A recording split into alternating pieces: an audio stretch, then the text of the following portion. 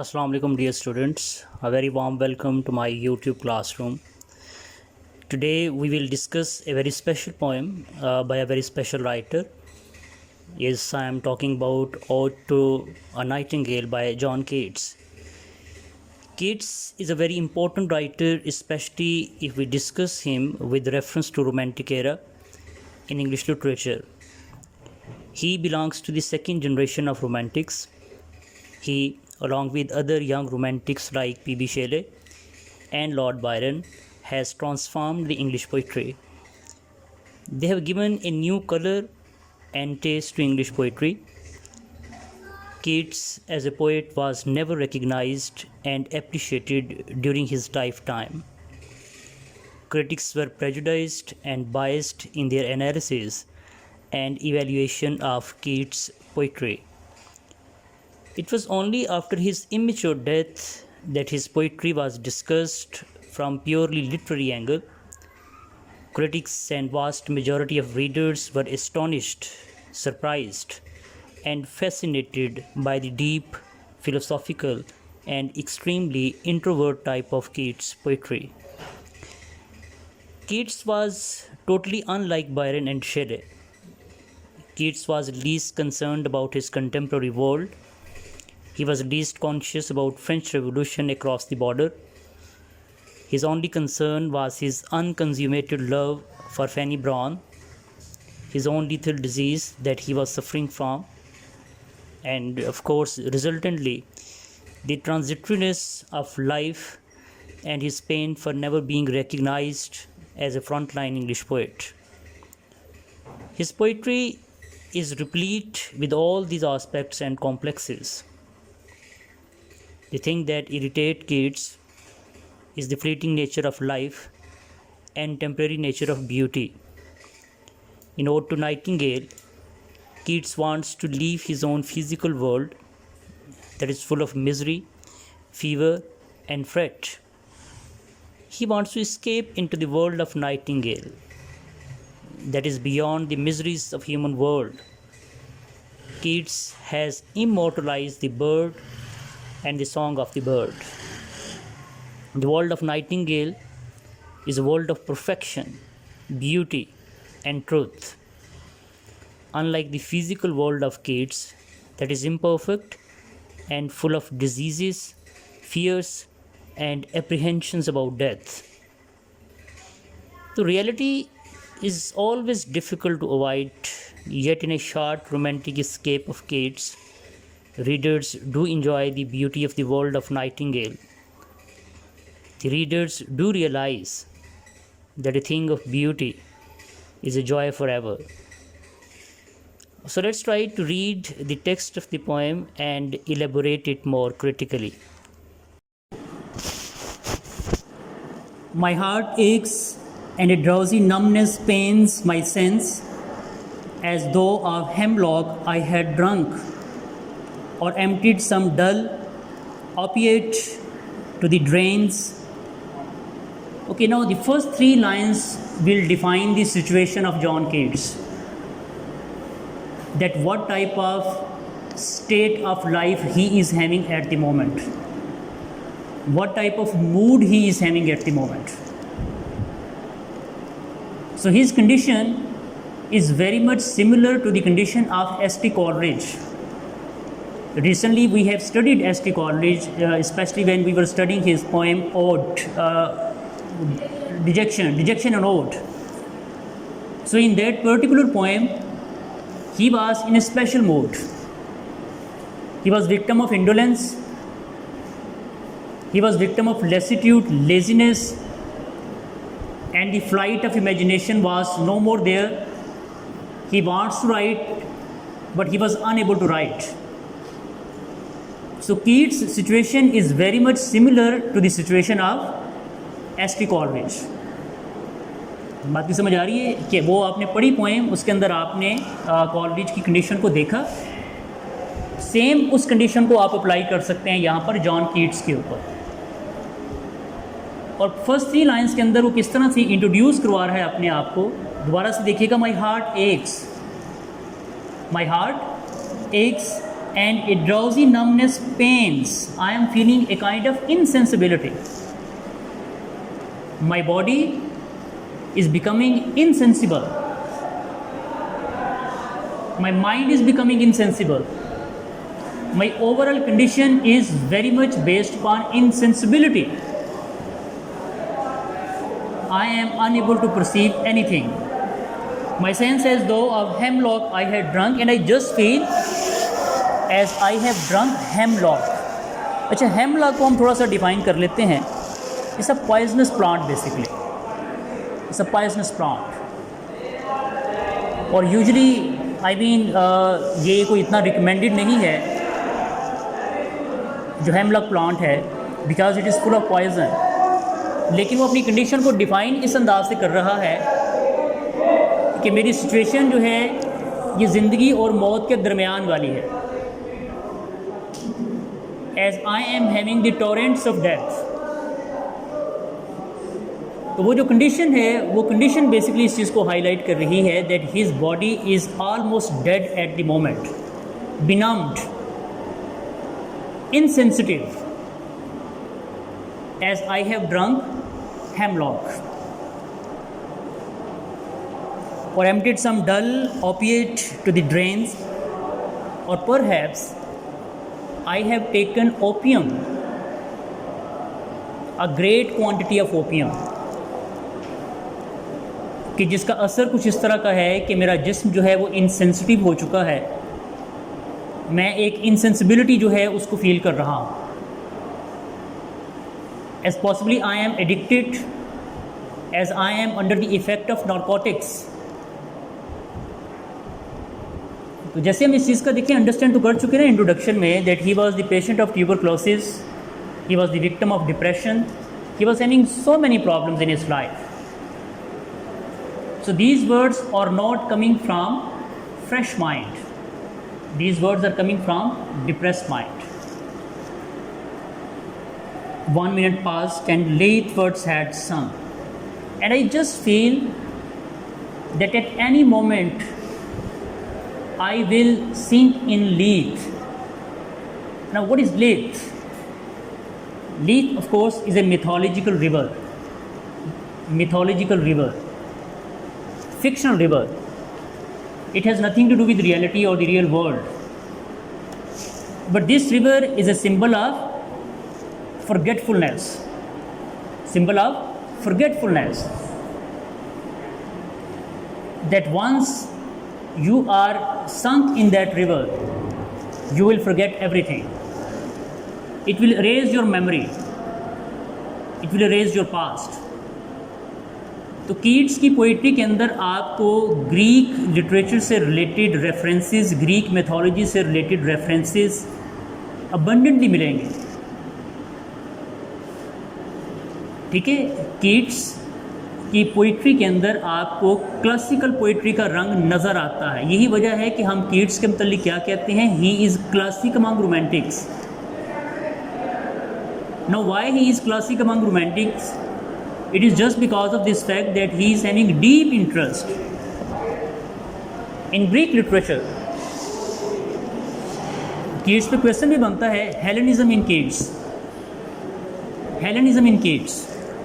So when we say what is Hellenism in Keats, so that is his deep interest in Greek literature or Greek mythology.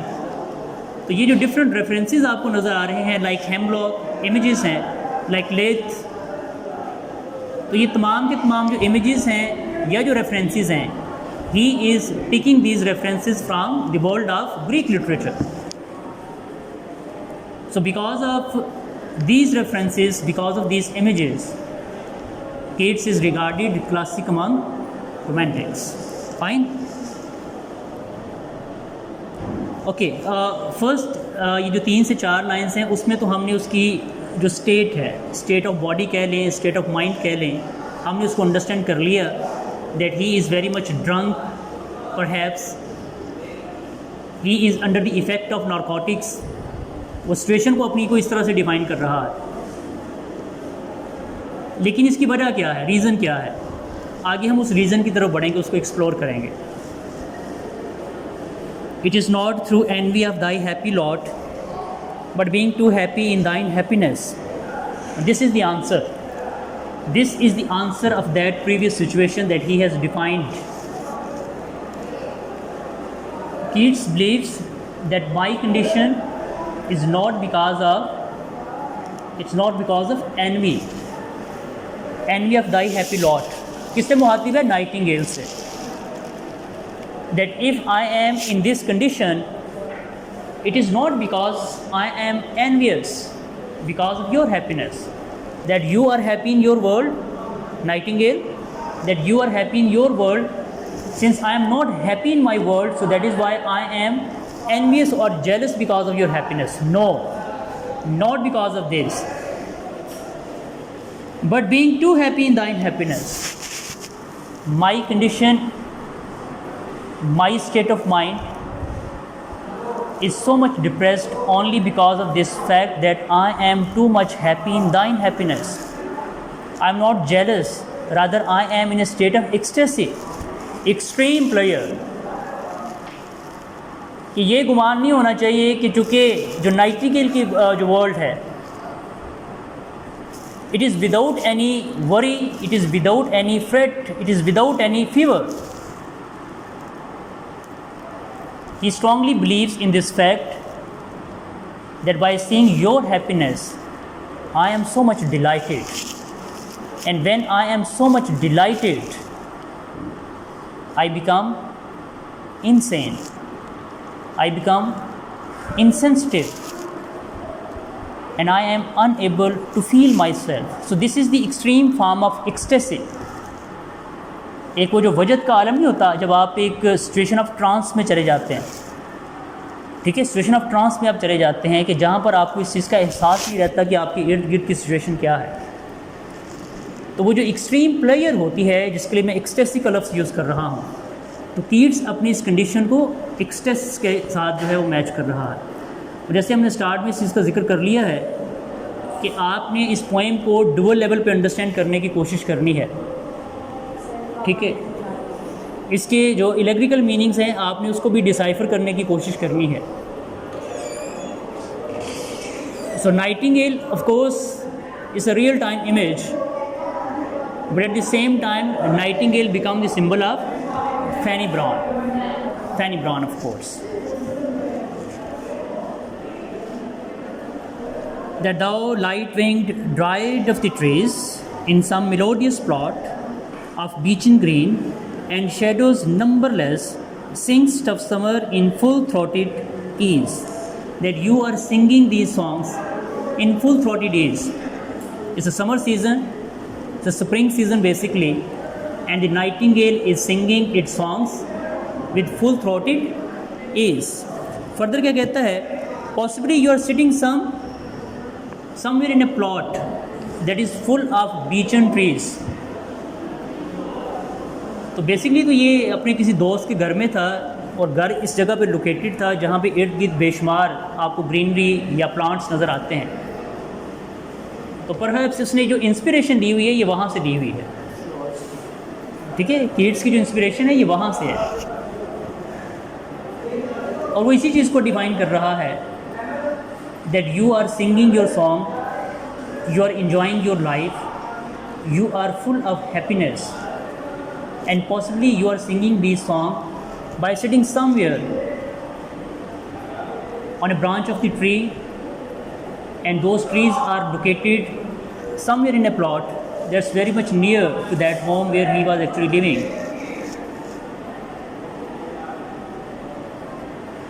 The thou light-winged dryad of the trees, dryad of the trees, dryad, wood nymph, goddess of tree कह लें आप. This is the elevation on the part of John Keats. For him, Fanny Brown is no less than a dryad. She is no less than a goddess. She is no less than a nymph of woods. तो फैनी brown का जो idea है ये आपके mind से eliminate नहीं होना चाहिए. It must remain consistently there in your mind. and once again mean the concept of dried has been picked from Greek literature. So this will indicate this fact that Keats was deeply interested in Greek literature. और जैसे हमने define किया, इस चीज़ को understand किया, that is why he is regarded classic among Romantics, क्योंकि ये time and again recourse करता है ग्रीक रेफरेंसेस या ग्रीक मैथोलॉजीज़ की तरफ. इस एक स्टेंजा के अंदर आप देख सकते हैं कि उसने 3 से 4 ऐसे रेफरेंसेस जो हैं उनको यूज़ किया है कि जिनका ताल्लुक़ बुनियादी तौर के ऊपर कहाँ से बनता है, ग्रीक लिटरेचर या ग्रीक मैथोलॉजी के साथ. ऊपर आपने हेमलॉक का जिक्र पढ़ लिया, ठीक है, ड्राइड का जिक्र अभी हम कर रहे हैं. इसके अलावा जो है फर्दर भी आई थिंक कोई एक रेफरेंस ऐसा आया था, Lethe, yes, when he was talking about the river. तो 3 से 4 रेफरेंसेस ऐसे हैं जो उसने इन चंद लाइंस के अंदर यूटिलाइज़ किया है. बिल्कुल बात. तो अभी तक जो बात हमने अंडरस्टैंड की है वो ये की है, जो सिचुएशन को अगर थोड़ा सा हम रिकैप्चुलेट करने की कोशिश करें, that he has heard somewhere a melody of a nightingale. Now that melody has become a source of inspiration for him. His condition was very much based upon lassitude. He was full of laziness. He was unable to write anything. और poet को क्या चाहिए होता है, एक impetus required होता है कि कोई ना कोई ऐसी फोर्स मुझे मिल जाए. वहाँ पे सारा हचिंसन थी when we talk about S.T. Coleridge. So she was the force. She was the impetus behind his creativity. तो यहाँ पे सारा हचिंसन नहीं है, यहाँ पे गालबन फैनी ब्राउन है, यहाँ पे नाइटिंगेल है. तो आप इसको किसी भी पैराए में किसी भी अंदाज से अंडरस्टैंड कर सकते हैं, but ultimately it's a force behind his inspiration. I hope so मैं इसको बेहतर अंदाज से डिफाइन कर पाया.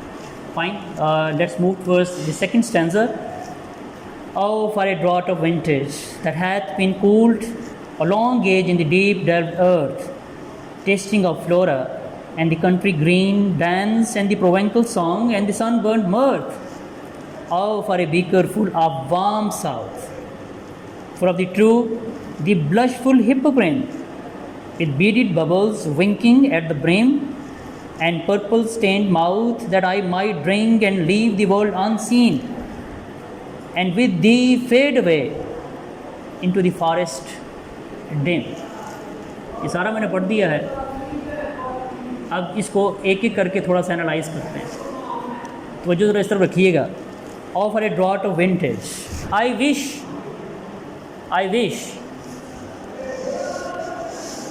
that I may be able to get a draught of vintage. Now vintage, what is vintage? Alcohol made of grapes. Any liquor made of grapes. और vintage का लफ्ज़ हम आमतौर के ऊपर एक ऐसे ड्रिंक के लिए यूज़ करते हैं that is having a very prolonged history. शराब के मतलब हम आमतौर पे सुनते हैं वो जितनी पुरानी होती है उसकी वैल्यू उतनी इन्हांस होती जाती है. तो विंटेज का लफ्ज़ हम आमतौर के ऊपर एक ऐसी अल्कोहल के लिए इस्तेमाल करते हैं that is having a very prolonged history, कि जिसको आप दबा देते हैं ज़मीन के अंदर और वह तवील वक्त तक ज़मीन के अंदर महफूज रहती है. वो पुराने वक्तों में जो एक देसी तरीक़ाकार होता था शराब को कशीद करने के हवाले से. कहते काश कभी ऐसा हो एक घूंट मिल जाए उसका विंटेज का, तो फिर क्या होगा. That had been cooled a long age in the deep delved earth, जिसे ज़मीन में किसी ने दबा के रखा हुआ था for a longer period of time. और अगर मुझे उस तक एक्सेस मिल जाए, I've really been able to get an access to that vintage, what type of taste it will give me? Tasting of the flora, the goddess of flowers. Flora, the goddess of flowers. Once again making reference to Greek literature. And this will give me the taste of flora, the goddess of flower, that perhaps all the flowers, they are having their taste in this vintage. So one single draught will give me the taste of all the flowers of the world. I wish I really been able to get that vintage. And the country green dance and the provencal song and the sunburnt mirth. And what flora used to do? It lives in country green, it believes in dancing, it believes in music, it believes in Provençal song, the French music. And with her, there are so many farmers. They are simply dancing around her. The goddess is there, she is dancing, she is enjoying, and there were so many farmers. जैसे उसके लिए वो लफ्ज़ यहाँ पर use है sunburn. Sunburn का लफ्ज़ हम इस्तेमाल करते हैं वो लोग जो धूप में काम कर करके उनका चेहरा उस तरह से हो जाता है. So possibly he is making references towards the farmers. The sunburn mirth एक इंतहा दर्जे की जो खुशी हो सकती है जो किसी भी फेस्टिवल में या किसी भी फेस्टिविटी के अंदर आप इंजॉय करते हैं. एक रेफरेंस ये हो गया. ये थोड़ा सा कंफ्यूज यहाँ पर आप होंगे कि एक्चुअली वो ये रेफरेंस क्यों दे रहा है, विंटेज का रेफरेंस उसने क्यों दिया है. जिसको वो एसोसिएट कर रहा है फ्लोरा के साथ, जिसको वो एसोसिएट कर रहा है फ्लोरा के म्यूज़िक के साथ, जिसको वो एसोसिएट करता है प्रोवेंकल सिंगिंग के साथ, जिसको वो एसोसिएट करता है सनबर्न मर्थ के साथ. ये एक रेफरेंस है, ठीक है. लेकिन लफ्ज़ हम इस्तेमाल कर रहे हैं if I really been able to get that vintage. दूसरा रेफरेंस एक और आएगा और फिर हम उसके रिजल्ट की तरफ मूव करेंगे कि वो ऐसी ख्वाहिश का इजहार क्यों करता है. Second reference, O for a beaker full of warm south, full of the true the blushful Hippocrene. The other option is south. The other option is south, warm south. एक ऐसी अल्कोहल जो साउथ की तरफ से आए. साउथ सिंबल है warm, एक hot area के हवाले से आप कह सकते हैं. साउथ की डायरेक्शन हम आमतौर के ऊपर जो है इस हवाले से लेते हैं. Full of the true the blushful Hippocrene. अच्छा, हिपोक्रेन का रेफरेंस दूसरा रेफरेंस है जिसको आप ग्रीक लिटरेचर के साथ, ग्रीक कल्चर के साथ, ग्रीक मैथोलॉजीज़ के साथ आप एसोसिएट कर सकते हैं, ठीक है. Hippocrene basically is a fountain. It's a fountain that is situated on Mount Helicon. Mount Helicon. ये ग्रीक रेफरेंसेस हैं सारे के सारे. और ये जो फाउंटेन है, this fountain is supposed to be the symbol of poetic inspiration. This fountain is supposed to be the symbol of poetic inspiration for the poets of the world.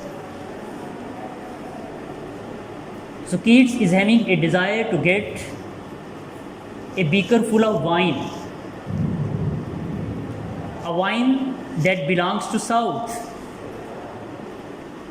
a kind of blushful hippocrene. Blushful से मुराद mean red wine. Red wine, ये ज़बरदस्त किस्म के images हैं जो यहाँ पर आपको नज़र आएंगे. With beaded bubbles winking at the brim. आप कभी ये ड्रिंक लें ना, ये जो फ्रिज ड्रिंक्स होते हैं, आप इन ड्रिंक्स को लें, जब आप उनको उंडेलते हैं ना और पीने लगते हैं तो समटाइम उसके बबल्स होते हैं वो आपके चेहरे के ऊपर जो है ना वो लग रहे होते हैं. ठीक होगी बात. तो उस चीज़ को ज़रा जहन में आप रखिएगा, फिर आप इस कॉन्सेप्ट को अंडरस्टैंड करेंगे that he is having a desire in his heart to get that red wine coming from the south and he is trying to associate it with Hippocrene. और हिपोक्रेन को मैंने डिफ़ाइन कर दिया, वो basically क्या है. और वो भी इनके वो कहते हैं कि कि जब मैं उसका ड्रॉट लेने लगूँ तो वो जो रेड वाइन है it will create some purple stain on his mouth. अच्छा, अब ये दो रेफरेंसेस उसने किए कि मैंने कहा कि मैं इसको फिर आगे जाके डिफ़ाइन करता हूँ कि अगर इन दो ऑप्शन में से कोई एक ऑप्शन मिल जाता है, ब्लशफुल हिपोक्रेन या फिर विंटेज, दो चीज़ें होगी ना. विंटेज की भी हिस्ट्री हमने पढ़ ली, सारे रेफरेंसेस ग्रीक रेफरेंसेस हैं. हिपोक्रेन की हिस्ट्री हमने पढ़ ली, सारे रेफरेंसेस जो हैं ग्रीक रेफरेंसेस हैं. अगर इन दो ऑप्शन में से एक ऑप्शन मिल जाए या दोनों ऑप्शन मिल जाएं, that I might drink and leave the world unseen and with thee fade away into the forest. This is his escapism. He actually want to escape this world. कि काश इन दो में से कोई एक अगर मुझे मिल जाती है, that I might drink and leave the world unseen, तो फिर दुनिया को देखने की ख्वाहिश और तमन्ना नहीं रहती.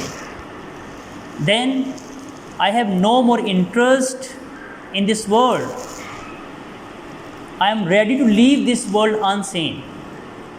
If only I really been able to get vintage or the Hippocrene. अच्छा, दुनिया को छोड़ के जाना कहाँ चाहता है?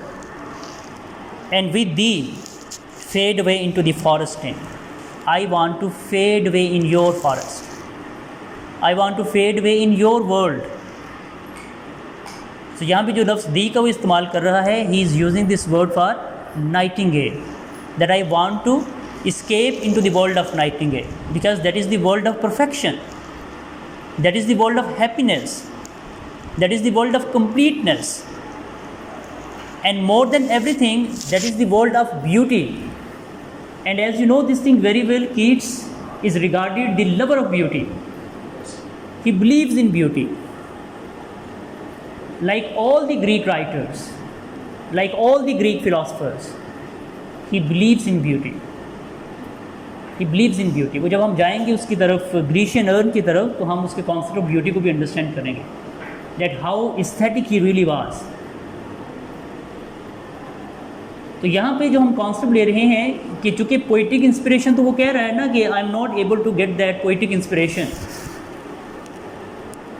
फिल वक्त तो सिचुएशन यही है कि या तो विंटेज हो, हेमलॉक हो, लीथ हो, हिप्पोक्रीन हो, तो ये वो तमाम की तमाम चीज़ें हैं कि जो उसको एक वर्ल्ड ऑफ एक्सटेसी में लेके जा सकती हैं. उसके जो ऑलरेडी बिनम सेंसेस हैं उनको फर्दर बिनम कर सकती हैं, and he can easily escape into the world of Nightingale.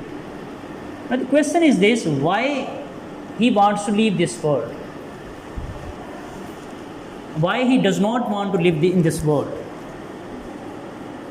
Why he is not happy in this world? What is the reason behind his escapism? Why he is not comfortable?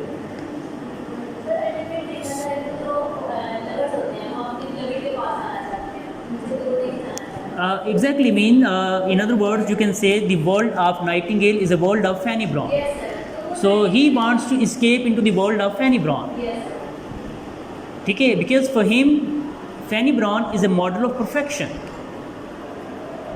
तो जैसे मैंने start के अंदर आपको ये चीज़ बताई है कि जब आप कीट्स की पोइट्री को पढ़ते हैं, specially with reference to Fanny Brawne, so you can find the highlights of Petrarchan poetry. As he is following the Petrarchan tradition, where females become the model of perfection, they become the model of beauty, they become the goddess of beauty, and their world is the world of perfection and completeness. On the other hand, the world of Keats is full of fret, fever, nausea. He is never happy in this world. He is suffering from a lethal disease. His mind is not satisfied. He is not getting success as a poet. His love is unrequited love. So because of these so many pressures, he wants to escape from this world of fever and fret. And he has created his world of idealism. His world of idealism. ठीक है, second stanza आप कह सकते हैं, mean दो चीज़ें इसके अंदर हम देखेंगे. एक तो कॉन्सेप्ट ऑफ एस्केपिज्म आप देखते हैं सेकेंड स्टैंजा के अंदर, और दूसरी मीन एक classical and a great example of sensuousness.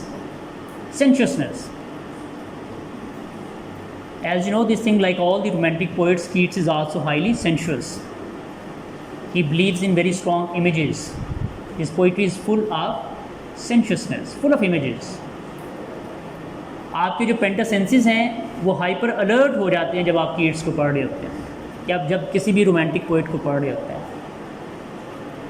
और जैसे मैंने बयान किया, as compare to P B Shelley, his images are more earthly, more articulated, more definite. ठीक है, शेले जो है वो ज़्यादा इथेरियल है, उसके जो इमेजेस हैं वो इतने आर्टिकुलेटेड नहीं हैं, because he is not earthly. तो कीट्स चूँकि ज़्यादा अर्थली है, so that is why your pentasenses will become hyper active और attentive.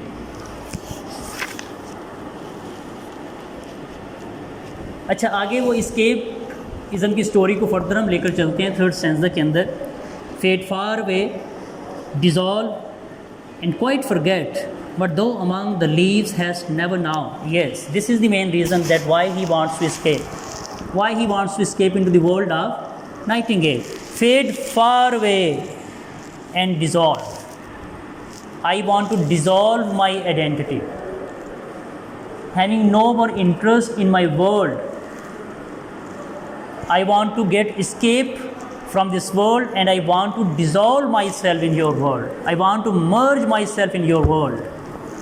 And quite forget what thou among the leaves hast never known. And I just simply want to forget the problems of this world. और कौन सी problems कि जिसके मुतल्लिक जो Nightingale है उसको idea भी नहीं है कि वो प्रॉब्लम्स किस तरह की हो सकती हैं. A wearer knows where the shoe pinches. ठीक है, तो जो इंसान किसी सिचुएशन में से गुजर रहा होता है ना, कोई दूसरा इंसान उस चीज़ को अंडरस्टैंड नहीं कर सकता. So this was his condition. He was a victim of hyper depression, having no more interest in this life. So that is why he simply wants to leave this world and he wants to escape into the world of nightingale, because that world is a complete world. और Nightingale को मुहातिब होते हुए क्या कहता है?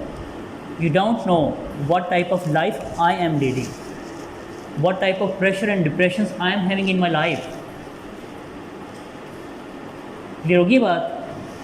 या in other words आप कह सकते हैं फैनी brown, she does not know the problems of John Keats, that what type of problem he is having in his life.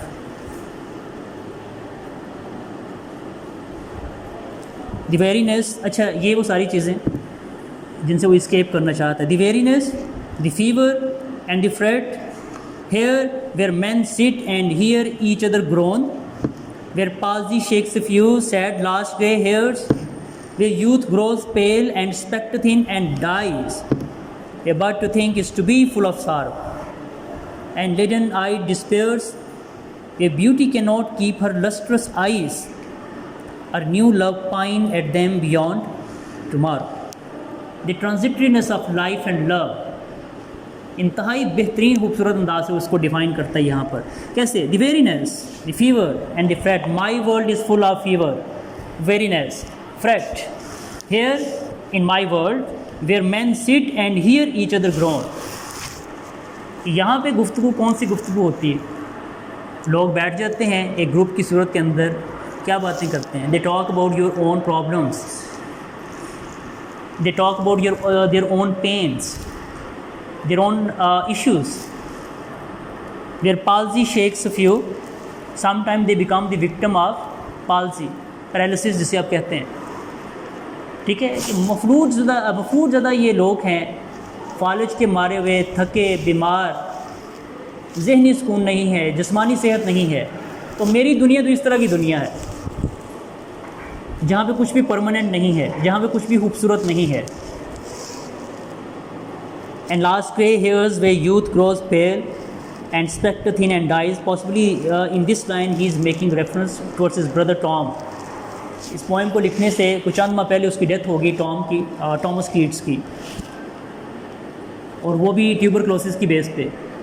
क्योंकि ये जो दुनिया है, यहाँ पर जो यंग लोग हैं, even they die, they become pale, they become spectre thin, they become weak, and finally they die very young. Keats की अपनी डेथ बड़ी यंग एज के अंदर हुई. Where but to think is to be full of sorrow. ये दुनिया कैसी दुनिया है? Where to think is to be full of sorrow, कि यहाँ पे एक एक सोच आपके जहन में सिर्फ एक ही चीज़ को लाए, दुख, तकलीफ़, गम. आप चाहें आप इस लाइन को अंडरलाइन कर सकते हैं, क्योंकि इस स्टैंजा का जो बेसिक, जो बॉटम लाइन है वो यही लाइन है. ये but to think is to be full of sorrow and leaden-eyed despairs. The peoples are not having freshness in their eyes. There is no spark of life in the eyes of the people. Their eyes are depressed and leaden. Their beauty cannot keep her lustrous eyes. Here beauty is not permanent. जवानी इंसान पर सदा तो नहीं रहती है, ना ही इंसान का हुस्न हमेशा के लिए होता है. तो दुनिया के अंदर तो ये चीज़ें जो हैं ये आर्जी हैं बिल्कुल. They are temporary basically.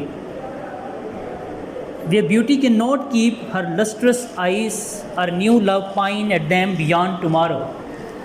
यहाँ आज आप खूबसूरत हैं, सब आपको कहते हैं आप खूबसूरत हैं, कल आप खूबसूरत नहीं हैं, लोग किसी और किसी नई चीज़ की तलाश में निकल जाते हैं। तो ये दुनिया जो है ये इसी तरह के मिजाज के लोगों की दुनिया है। यहाँ पे कुछ भी परमानेंट नहीं है। यहाँ पे जैसे वो हम पढ़ते हैं रॉबर्ट ब्राउनी के अंदर, the world is a vanity of all vanities, it is shadow of all shadows. तो ये यूथ, ये ब्यूटी, ये लव, ये तमाम की तमाम चीज़ें क्या हैं? These are vanities of this world. They will never stay for ever, they are temporary. But on the other hand, when he talked about Nightingale and the song of the Nightingale, according to Keats, that is immortal, that is permanent, that will stay and live forever. Remember, not Nightingale, not Nightingale, the song of Nightingale. In other words, mean Nightingale is also mortal, like Keats, but not the song of the Nightingale. उसका आगे वो जाके इस चीज़ को define भी करेगा। Should we move next? Okay. Away away for I will fly to thee, not charioted by Bacchus and his parts, but on the viewless wings of poesy. Bacchus, once again he is making reference to Greek literature. Bacchus, Dionysus, the god of evil, the god of wine, the god of all the corrupt practices. आमतौर पे society को आप दो हिस्सों में तकसीम करते हैं। सोसाइटी में मौजूद इंसानों को आप दो हिस्सों में तकसीम करते हैं, the Dionysus and the Apollos. Apollo क्या है? The god of goodness, the god of goodness, the god of piety. तो तमाम की तमाम जो अच्छाइयाँ हैं वो आप अपोलो के साथ एसोसिएट करते हैं, जो एंजलिक क्वालिटीज़ हैं, और तमाम की तमाम जो ईवल क्वालिटीज़ हैं वो आप किसके साथ एसोसिएट करते हैं? डियोनिसिस के साथ। इसकी दो प्रोनाउंसिएशन है, मैं क्लैरिफाई करता चलूँ यहाँ पर। आप इसको ग्रीक लैंग्वेज में पढ़ते हैं तो आप डियोनिसिस पढ़ते हैं, और अगर आप इसको ब्रिटिश इंग्लिश में पढ़ते हैं तो ये डायोनाइसिस है, डायोनाइसिस। अब आप देख लीजिएगा कि आपको किस अंदाज से पढ़ना है। मुझे थोड़ा सा डियोनिसिस कहने में आसानी महसूस होती है, तो ये दिस इज़ ग्रीक प्रोनाउंसिएशन। मैं क्लैरिफाई करता चलूँ स्टूडेंट्स के लिए।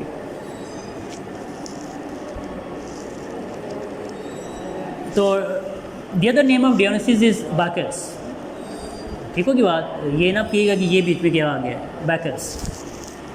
ज़रा इमेजेस को देखिएगा। Away away for I will fly to thee, I want to fly into your world. अच्छा, मीडियम कौन सा मैं यूज़ करूँगा? मीडियम कौन सा यूज़ करूँगा? आप एक दुनिया से दूसरी दुनिया में जाना चाहते हैं ना, तो आपने कोई ना कोई मीडियम तो यूज़ करना है। ठीक है। अच्छा, वो मीडियम क्या बता रहा है? Not charioted by Bacchus and his parts. अच्छा, ये जो डियोनिसिस है ना, इसकी एक बगी है। बगी समझते हैं? चैरियट। और उसको घोड़े नहीं खींचते हैं, लेपर्ड्स। और गॉड ऑफ इविल है, उसकी एक अपनी अयाशी है। ठीक है, तो उसकी वो टिपिकल चैरियट नहीं है कि जिसको घोड़े खींच रहे हों। ठीक है, एक सेंसिबल इमेज है इस हवाले से। वो कह रहे हैं I am not going to get help from Bacchus. सादा लफ्ज़ों में पता वो क्या कह रहा है? That I want to escape from this world, I want to be in the world of nightingale, but I am not going to use the medium of wine और नारकोटिक्स और एनी ईवल वे। अच्छा, फिर कौन सा medium होगा? पीछे तो सारा जिक्र यही होता आ रहा है। जिक्र तो पीछे यही करता आ रहा है। हिपोक्रेट का जिक्र हो गया, इसके अलावा दूसरी कौन सी? विंटेज का जिक्र हो गया। लेकिन यहाँ पर आकर मूड चेंज हो गया है। यहाँ पर आकर वो डियोनिसिस को माइनस कर रहा है बीच में। जैसे मैंने कहा कि जो डियोनिसिस है is a god of wine, तो वाइन का कॉन्सेप्ट तो यहाँ पे माइनस हो गया। Not charioted by Bacchus in his part, but on the viewless wings of poetry. I will use the medium of poetry, I will use the medium of imagination.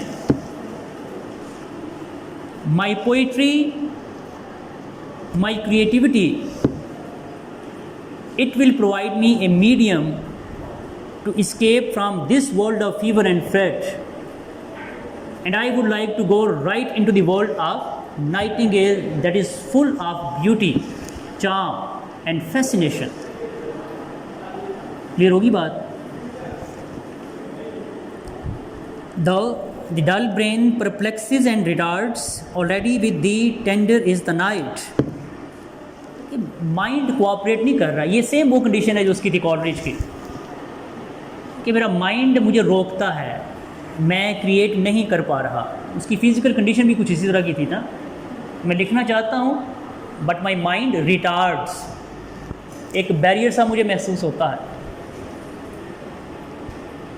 But in spite of all these barriers, already with thee, I am feeling myself right into your world, the world of Nightingale. Tender is the night, and the night is beautiful. The night is beautiful, and happily the queen moon is on her throne. अब ये देखें वो जो flight of imagination है ना, वो kids को कहाँ पे लेके जाती है। ये सबसे बड़ा कमाल है रोमांटिक्स का, स्पेशली ये जो यंग रोमांटिक्स हैं लाइक किड्स, ऐसा कमाल का मंजर जो है ना उसको वो पैदा करते हैं कि मज़ा आ जाता है। अब वो जो फ्लाइट ऑफ इमेजिनेशन है, ज़रा उसका कमाल आप देखें क्या कहता है। And happily the queen moon is on her throne. Queen moon Diana, the goddess of moon. Greek reference आ गया, आपका काम है आपने सारे जो ग्रीक रेफरेंसेस हैं इनको काउंट करना है, हर स्टैंजा में कितने कितने आ रहे हैं, ठीक है। बाकी सब भी काउंट कर सकते हैं, आपको ये चीज़ आसान हो जाएगी अंडरस्टैंड करना, ठीक है। और वो जो हम एक को आंसर देते हैं ना, mean he is classic among romantics, so हमें उसके लिए थोड़ा सा प्रूफ भी चाहिए ना। अच्छा, क्या बात हो रही थी? Yes, the mind is perplexes, it is confused, it retards, but still I am with thee, and the night is beautiful, it is tender, and happily the queen moon is on her throne. सादा लफ्ज़ों में क्या है? चांदनी रात है और queen moon sitting happily on its throne, clustered around by all her starry face, and it is clustered by the stars. रात का मंजर बन गया ना, अपने पेंटा सेंसेस को यूज़ करें। आपने ऐसी सिचुएशन को इमेजिन करना है that kids is sitting somewhere in A plot that is full of so many trees, ठीक है। शाम का रात का वक्त है, बिल्कुल उसी तरह जैसे वो कॉलेज की सिचुएशन हमने पढ़ी थी डिजेक्शन एंड वोट के अंदर। So the moon is there, the stars are there, but here there is no light, but in my world there is no light, but in my world there is no light save what from heaven is with the breezes blown through verdurous glooms and winding mossy ways. मास इसके कि हवा चलती है, पत्ते इधर उधर होते हैं, चांद की रोशनी ज़मीन तक आ जाती है, तो ज़मीन पे रोशनी के चंद एक पैचेस बन जाते हैं। तो मैं तो एक थिकली फॉरेस्ट में बैठा हुआ हूँ, ठीक है। I am sitting in A thickly forested area, तो हवा के चलने से कोई चांद की रोशनी ज़मीन तक आ जाए, वरना मेरी दुनिया क्या है? It is full of darkness, there is no light. और इस सिचुएशन के अंदर कहीं ना कहीं से एक खूबसूरत सी आवाज़ सुनाई देती है, किसकी? नाइटिंगेल। नाइटिंगेल पूरी फिल्म चली है ना आपकी नज़रों के सामने, चलनी भी चाहिए। I can not see what flowers are at my feet, nor what soft incense hangs upon the boughs. Because of darkness, I am unable to see what type of flowers are at my feet. तारीकी है ना, रात का वक्त है, शाम का वक्त है, तो मैं तो इस चीज़ को अंडरस्टैंड नहीं कर पा रहा कि मेरे पाँव में इर्द गिर्द कौन से फूल हैं। अब सवाल ये पैदा होता है कि अगर वो देख नहीं पा रहा तो उसको पता कैसे कि फूल है ना। ये बात आपकी अकल क्या कहती है इस चीज़ के हवाले से?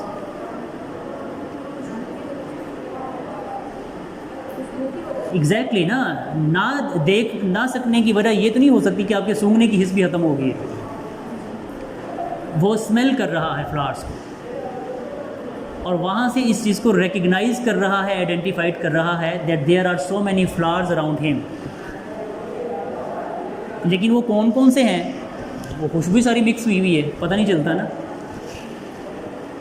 Nor what soft incense hangs upon the boughs, but in embalmed darkness gets each sweet wherewith the seasonable month endures। हाँ, इनकी खुशबू से रिकग्नाइज कर सकता हूँ कि ये जो सीजनेबल मंथ है, सीजनेबल मंथ से यहाँ पे मुराद है मंथ ऑफ मे। मई का महीना जो है ना, ये बड़ा खूबसूरत महीना माना जाता है वेस्ट के अंदर, बल्कि वो एक फ्रेज़ भी बोली जाती है, he is as beautiful and gay as the month of May. He की जगह शी भी लगाया जा सकता है। He is as beautiful and gay as the month of May. So the month of May is supposed to be the symbol of beauty because it is supposed to be the month of flowers. तो ये जो seasonable month है वो कह रहा है कि seasonable month में कौन कौन से फ्लावर्स हो सकते हैं, वो सारे के सारे यकीनी तौर पे यहाँ पर होंगे। अच्छा, उनका जिक्र भी करता है, the grass, the thicket and the fruit tree wild, there must be a grass, there will be a thicket and the fruit tree that will also be there. White hawthorn, बड़ी खूबसूरत झाड़ी होती है। इन सारी इमेजेस को आप search भी कर सकते हैं, you can Google out these images by using your mobiles. White hawthorn and the pastoral eglantine, eglantine wild flower, आमतौर पे वो वाइल्ड रोज़ नहीं होता जिसको कहते हैं वाइल्ड रोज़, ठीक है, तो ये उसको रिप्रेजेंट करता है। होती ये भी एक वैसे बुश है, श्रब होती है, wild एग्लेंटाइन। Fast fading violets covered up in leaves, violets once again making reference to flowers, and mid-May's eldest child, और एक ख़ास किस्म का गुलाब जो मिड मे में खिलता है, वो कौन सा है? The coming musk rose. लफ्ज़ कस्तूरी सुना है कभी आप लोगों ने? कस्तूरी, musk rose, the eldest child of mid May, musk rose. It's a beautiful flower basically. Full of dewy wine, the murmurous haunt of the flies on the summer eves. And look towards these images. This flower is full of dewy wine. Dewy wine mean Shabnam के कतरे नहीं उसके ऊपर गिरते हैं। The murmurous haunt of the flies on the summer eves, plus the beauty is not only for your eyes, it is also for your ears. And you can also listen the murmur of different flies, insects, और हवा में उड़े होते हैं ना मुख्तलिफ किस्म के इंसेक्ट, सो उनके मरमर के हवाले से उनके जो हॉन्ट करते रहते हैं उसके मतलब बात करते हैं। Darkling I listen and for many a time I have been half in love with easeful death and I am listening all these sounds in extreme darkness. I am listening all these sounds in extreme darkness. I have been half in love with easeful death, and I truly love death, but an easeful death. अच्छा, easeful death क्या हो सकती है? हम सब की ख्वाहिश होती है कि ज़िंदगी में मौत हमें किसी ऐसी कंडीशन के अंदर आए कि जब हम बहुत ज़्यादा कंफर्टेबल हों, किसी तकलीफ़ या मुश्किल में ना हों। तो कीट्स की सिचुएशन आम इंसानों से थोड़ी इसलिए भी मुख्तलिफ थी कि कीट्स को इस चीज़ के मुतल्लिक डेड श्योर था कि मैं ज़्यादा देर तक ज़िंदा नहीं रहूँगा। Because of his lethal disease he was suffering from, tuberculosis के हवाले से बात कर रहे हैं। वो कह रहे हैं कि मेरा जो कनेक्शन है डेथ के साथ ये रेगुलर बेसिस पर है, और मैंने डेथ के लिए डिफरेंट वर्ड्स को यूज़ किया है।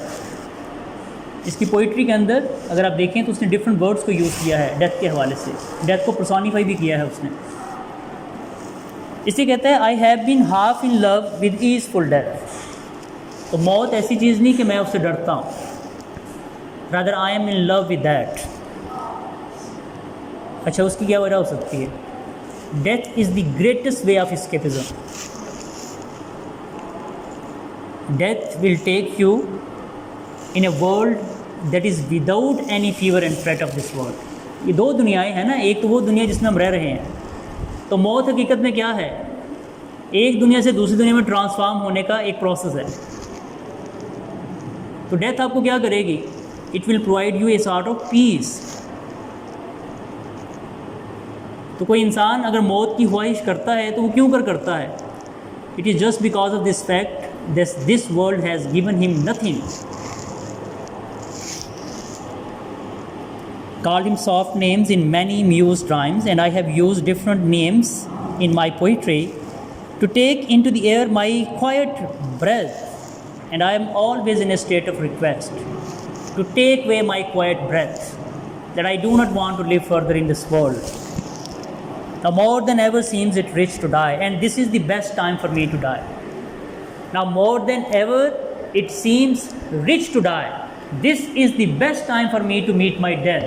Why? Because at the moment I am enjoying the most beautiful time of my life. The nightingale is there, the melody is there, the flowers are there, the forest is there, and I am feeling comfortable. I am writing this poetry, and this is perhaps the best time of my life, that I should meet my death. This is the easeful time of death. ठीक है, जैसे मैंने जिक्र किया ना कि मौत की ख्वाहिश हम इस हवाले से करते हैं कि किसी आसान लम्हे के अंदर हो, तकलीफ़ में ना हो। तो एक पोइट के लिए जो सबसे बेहतरीन काम, मीन कि एक म्यूज़िशियन है, the one who loves music, अगर म्यूज़िक की कोई धुन को कंपोज करते हुए उसकी डेथ होती है, ही विल बी डिलाइटेड कि वो एक ऐसा काम करते हुए मर रहा है कि जिस काम को वो करते हुए एंजॉय करता है। एक इंतहाई मजहबी किस्म का इंसान इस चीज़ की ख्वाहिश करेगा कि वो हालत इबादत के अंदर हो जब उसकी मौत हो जाए। तो डिफरेंट पर्सनैलिटीज़ हैं ना, तो हर इंसान का कोई ना कोई ऐसा काम होता है जिसके साथ वो बहुत ज़्यादा अटैच्ड होता है। ठीक हो की बात। अब हम ये तो नहीं कह सकते कि या अल्लाह पढ़ते हुए हमारी मौत वाक़या हो जाए क्योंकि ये चेक करना पड़ेगा ना कि हम पढ़ते हुए एंजॉय करते हैं या नहीं करते हैं। सबसे पहले तो हम इस चीज़ को डिटरमिन करना है, फिर हम इस चीज़ की ख्वाहिश कर सकते हैं, ठीक है, कि हमारी मौत जो है वो किस तरह से होनी चाहिए। Anyway, all is said in good humour. जी अब मोस्ट डेफिनेटली आप क्या कहना चाह रही हैं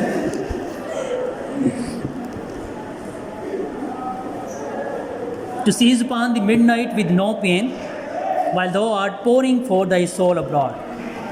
The time is of midnight, best time for him. Isolation, loneliness, quietness, while thou art pouring forth thy soul abroad. And plus you are singing. In such an ecstasy, height of prayer. Still wouldst thou sing, and I have ears in vain. To thy high requiem become a sword. एक concept मैं यहाँ पे उसकी तरफ इशारा करता चलूँ, last stanza में उसको क्लैरिफाई करूँगा। Negative capability. नेगेटिव कैपेबिलिटी को हम कीट्स के साथ बहुत ज़्यादा एसोसिएट करते हैं आमतौर के ऊपर। नेगेटिव कैपेबिलिटी क्या होती है? नेगेटिव कैपेबिलिटी से मुराद ये होती है the state of confusion, the state of doubts, when your mind is divided into different extremes, when you want to search logic, when you want to search reason, and you are unable to find the one. ठीक है, तो Keats की poetry के अंदर हमें negative capability नज़र आती है। आप यहाँ पर देखें कि एक लम्हे के अंदर वो चीज़ क्या डिफाइन करता है, this is the best time for me to meet my death. Why? Because the time is of mid night and the nightingale is singing. और फिर ऑल ऑफ ए सडन उसके माइंड के अंदर कोई और चीज़ चलती है। वो चीज़ क्या चलती है? Still wouldst thou sing and I have ears in vain. You will keep on singing but I have ears in vain, but after my death I will not be able to listen your song. After my death I will not be able to listen your song. To thy high requiem become a sod. And this song, this beauty song, the song of prayer, it will change into requiem. अच्छा, requiem क्या होती है? It's a sad song basically. Church से related, Christianity के हवाले से church से related आप कह सकते हैं कि ये सॉन्ग ऑफ मॉर्निंग है। Mean it is sung on the death of someone else. तो कह रहे कि यही जो है ना, ये जो ब्यूटी सॉन्ग है, it will change in to a song of mourning over my death. I won't be able to listen even a word after my death, but this song will remain forever. So this is a comparison between mortal things and immortal things. तो मैं इस poem के start में मैंने ये चीज़ बताई थी कि नाइटिंगेल भी तो मॉर्टल है ना, तो हम नाइटिंगेल का नहीं जिक्र कर रहे यहाँ पर. We are actually talking about the song of nightingale. Artist ज़िंदा नहीं रहता, इस बात को समझ लीजिएगा. आर्ट ज़िंदा रहता है. पोइट्स मर जाते हैं, मॉर्टल्स होते हैं. पोइट्री ज़िंदा रहती है. कीट्स हमारे दरमियान में नहीं है, उसे मरे हुए सेंचुरीज हो गई, but we are studying his poetry. इसी तरह से नाइटिंगेल्स कई पैदा हुई, कई मर गई, लेकिन तमाम नाइटिंगेल का सॉन्ग जो होता है वो एक जैसा होता है.